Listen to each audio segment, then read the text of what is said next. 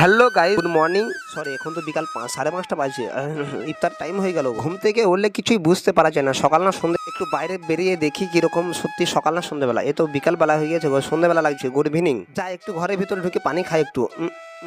আমি তো রোজা আছি।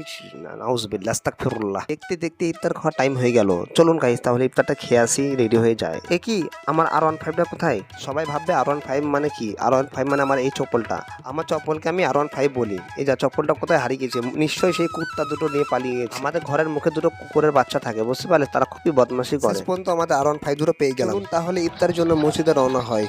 আজকে আবার সানডে, তো তাড়াতাড়ি যেতে হবে, না হলে আবার জায়গা পাওয়া যাবে না মসজিদে। প্রচুর লোক হয় তো। আমরা যেখানে থাকি সেখানে একটু জঙ্গল টাইপের জায়গা। ফ্রিতে খাওয়ার জন্য ভাই একটু জঙ্গল টঙ্গল পার হয়ে যেতে হবে, কিছু করার নেই। আমরা আবার ফ্রিতে খাওয়ার লোক, দেখছো আমার আগে সব লোক চলে গেল, আমার একটু লেট হয়ে গেল। তাই 6:20 ইফতারের টাইম, এখন 5:30 বাজে, সব লোক চলে গেল, আমার তাই লেট হয়ে গেল। দেখছেন কত তাড়াতাড়ি সব ফ্রিতে খাওয়ার লোক। আমি না, সবাই এক। ফাইনালি মসজিদে চলে এলাম। বন্ধু যেরকম ভেবেছিলাম সেরকম কিছুই নয়। কত লোক হয়নি মসজিদ আজকে, খালি।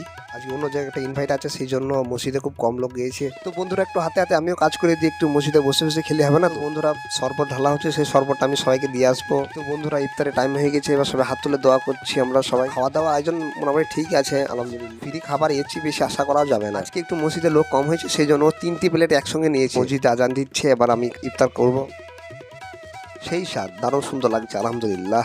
এর নাম হলো নাসু, সবক্ষণ ফায়দা খুঁজে মানুষের। ও নাকি বলছে শুধুমাত্র আমার তরমুজটা ফেমাস, ফেভারিট খাবার হলো তরমুজ। ওরে বাবা, ইফতার করার পর নামাজ পড়া হয়ে গেছে। এবার নাসু ভাই দাঁড়িয়ে আছে, কি জন্য? নাসু ভাই কি হলো? নাসু ভাই শুনেছে যে মসজিদে নাকি বিরিয়ানি দেবে, সেই জন্য আজ নামাজ পড়ার পরও নাসু ভাই বসে আছে। আমিও লাস্ট পর্যন্ত বসে দেখি সত্যিকারে বিরিয়ানি দেবে কি দেবে না। এই দেখুন, ফুল ভাই আবার নামাজ পড়ার পর উজু করছে, বলছে মসজিদে বিরিয়ানি দেবে, সেই জন্য আমি বসে আছি। বসে দেখি কিছু হলো না, বিরিয়ানি টিরিয়ানি দেয়নি। আমি কিন্তু মসজিদ থেকে 3টে কলা নিয়ে চলে এসেছি, দুধে ঘুরে খাবো।